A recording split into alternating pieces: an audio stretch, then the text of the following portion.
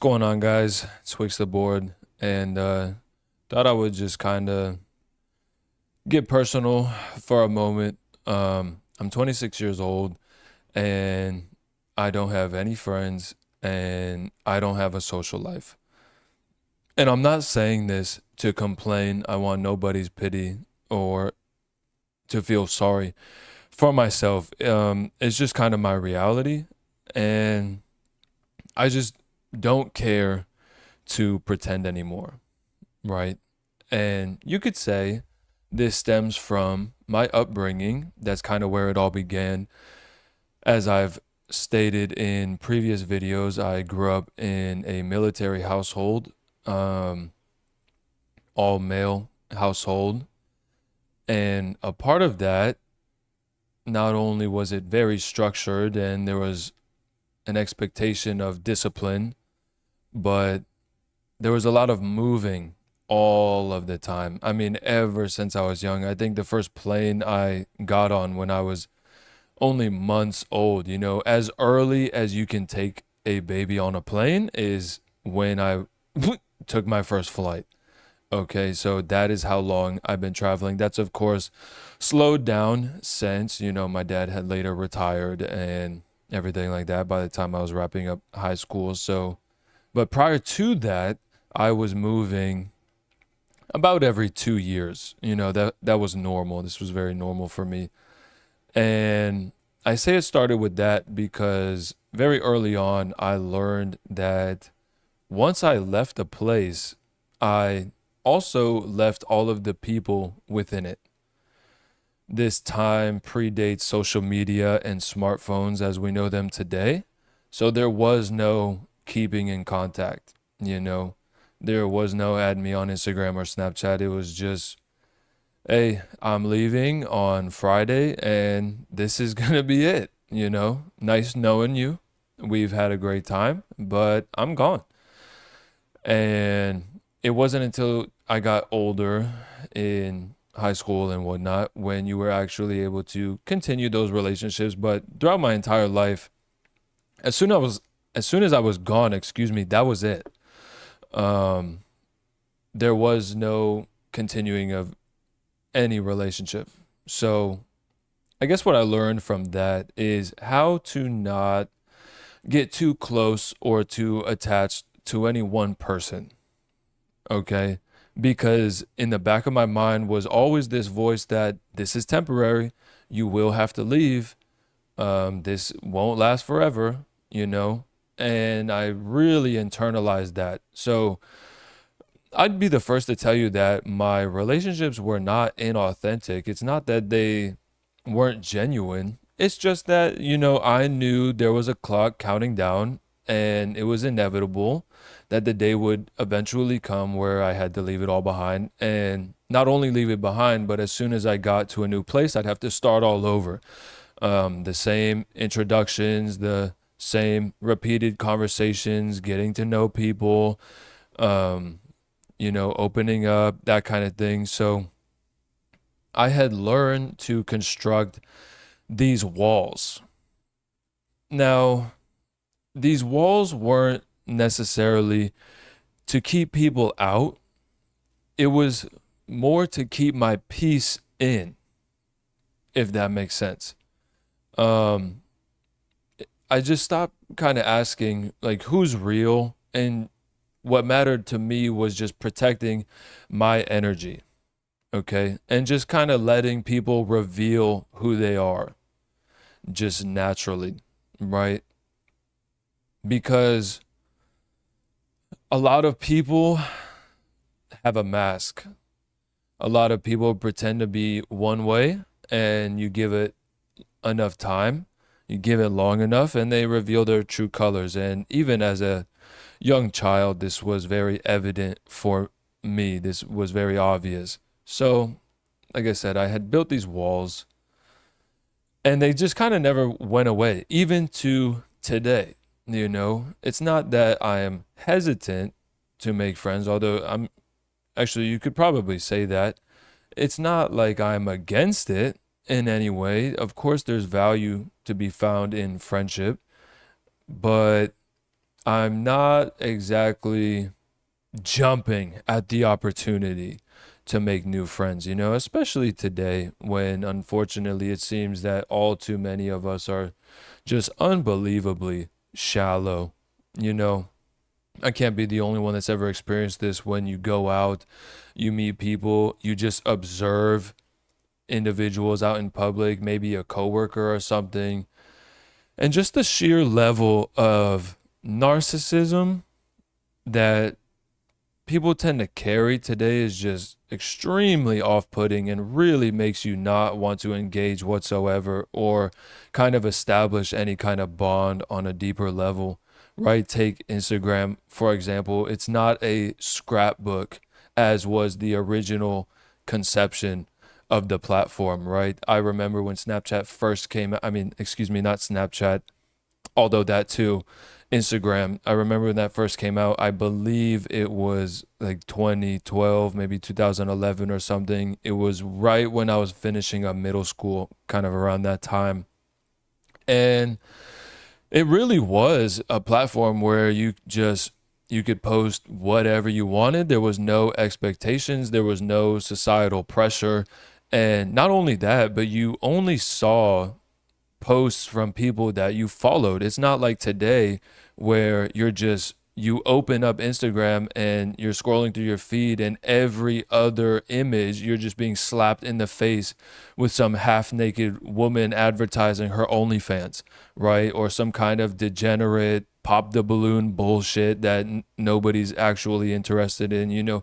Back then you saw the things you wanted to see from the people that you actually followed. It's no longer like that. Now it's more of a stage, except half of the actors are broke behind the curtain, right? That's the funniest part about all of this, is the fact that everybody is portraying this perfect life. Like they have it all going on. You see the endless trips, you see the luxury goods, you see essentially what could be a movie playing out in somebody's life. And this can sometimes make you think, well, why isn't this happening to me? Why aren't I experiencing some of these things? If they can have it, why can't I have it? But their life isn't a movie, it's a highlight reel of debt, right? That's essentially what it is, because what you don't see behind the scenes is a lot of these people engaging in this kind of behavior, this kind of lifestyle, the trips, the whatever the case may be. They are accumulating overdrawn penalties and $10,000 worth of debt between three credit cards, right? That's the part that nobody says out loud. Everybody's so focused on that money shot, because who cares about debt when you can have the validation of complete strangers, right? As if that matters. But unfortunately, today it seems to be more and more important to more and more people, right? How others perceive not only themselves, but the life that they appear to be living. And I just don't care to partake in any of this, as I'm sure many of you don't. I know I'm not the only one in this. I just kind of scoff at it and pay it no mind. But when it comes to friends, I would much prefer to have one or two brothers, okay? Genuine connections, authentic relationships, as I do. I can name two off the top of my head, who would help me when I actually need it, versus, I've got 20 drinking buddies who wouldn't even take me to the airport if I had asked them to. So there's always an argument for quality over quantity. And I guess that is another reason why I'm just not in the business of making friends today, right? I just see how others conduct themselves, and I just don't care to have my energy drained in this kind of way. Um, and the reality is, the loudest room can still be the loneliest place, if that makes sense. But silence has never lied to me. Silence is something that over the years I've become very accustomed to. You know, just the ability to be your own best friend, to enjoy your own company, right? This is very important. This is an extremely valuable skill to have, not constantly relying on others to fill some kind of void that you are very capable of filling yourself. And being alone isn't the same as being lonely, okay? It's the difference between peace and emptiness, in my opinion, right?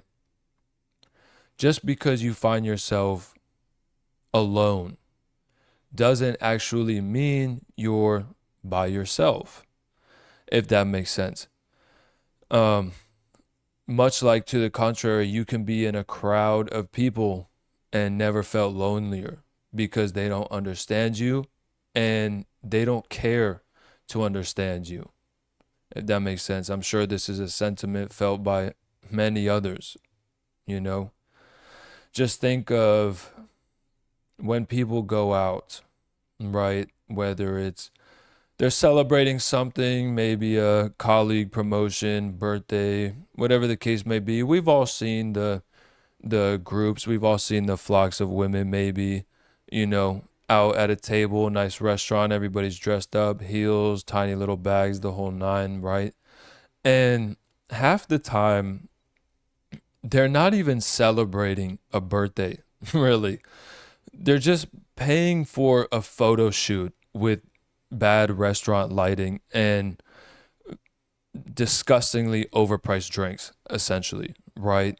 By the time the birthday dessert comes out, um, all they care about is the picture, okay? And the picture is the sweetest thing on the table, ironically enough.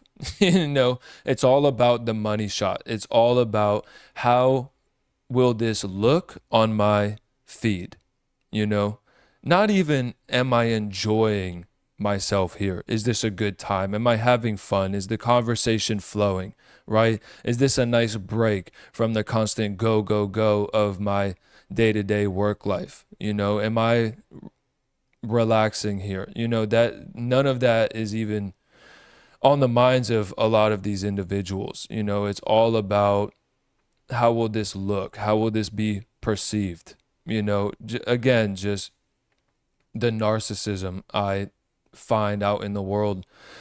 I just don't want any parts of it, to be honest. And that's another reason why I guess you could say maybe I'm a little closed off or apprehensive, but I just find that where I'm at in life, I am more than content with, because it's all too often that people have proven themselves to be temporary. You know, it's almost like everybody has an angle. Everybody wants something from you, even if it's just some of your energy, some of your charisma, how you conduct yourself, how you are received when you enter a room, right? And some people notice that energy, they can feel it on you, and they just gotta have it. They gotta have a piece of it. And that's the thing. Everybody wants a piece of you, even if it's just your time or attention, right? And the older I get, the more I realize how valuable that really is. Okay. And you can't just be handing it out like it's candy, because most people don't even know what to do with it once they've got it, right? I mean, I used to be surrounded by people when I was coming up, especially, later in high school and junior, senior year, that kind of thing. Um, Me and my boys at the time, we used to actually joke amongst ourselves and say the party didn't stop until we showed up, right? We brought the goodie bags. We played the right music. Everybody wanted to be a part of our inner circle at the time. Everybody wanted a taste, if you will. Um, but that was until life got real, very real. Facing multiple felony charges, real. And then when I looked up, there wasn't anyone around anymore all of the sudden. Kind of crazy how that happens, right? My phone calls home would go unanswered. Even when I tried to ring those, I would have considered my brothers at the time, believe it or not. And everything is fun and games until it's no longer a game. And I've learned that sometimes people are only around you because of the things or the lifestyle you are able to provide, right? Once that disappears, so do they. And that's why I'm good where I'm at. That's why I'm fine. I'm content at, at the time being. Okay. I don't need a crowded room to feel validated. I don't need 20 people around me pretending like they care. Okay. I just don't need that. If I've got my peace and a couple solid people who check in every every once in a while, every so often, that's more than enough for me. Um so yeah, I mean, I'm 26, no friends, no social life, whatever. And I'm fine with that. And if you find yourself in the same place, don't beat yourself up. You know, you're not broken, you're not behind, nothing's wrong with you. I mean, especially today, dude, just look at the quality of people out there. You know, it's not you. More times than not, it's them. Okay. And maybe you're just in a chapter where solitude is shaping you into who you're supposed to be. You know? Anyway, if this hits home for you, just go ahead and let me know in the comments. You know, drop a comment below, like, subscribe, all that good stuff. It helps more than you know. I genuinely appreciate all of you who have subscribed recently. I believe we're at 9 now. Yeah, woo! You know what I mean? I never thought I'd be uploading to YouTube, not in a million years. And to see any level of support, just it really makes it all worth it. So again, I really do appreciate you guys. Thank you so much. And if nothing else, I hope this lets you know that you're not the only one out here, you know, feeling these kinds of things, you know. Even if you feel alone, I promise you you're not. You know, thanks again, as always, for tuning in. I'm Wicks the Board. You guys take it easy out there.